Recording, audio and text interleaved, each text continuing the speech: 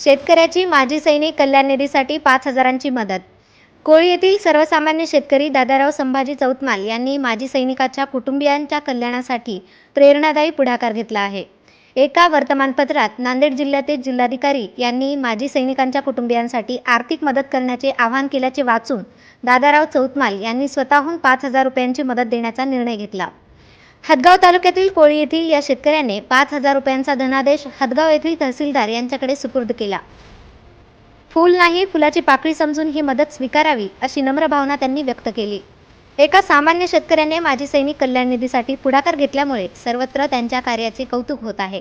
यावेळी भारतीय जनता पक्षाचे प्रदेश सदस्य चंद्रशेखर पाटील, हदगावचे तहसीलदार, नायब तहसीलदार तामसेकर, विजय चौतमाल व विलास महाजन उपस्थित होते.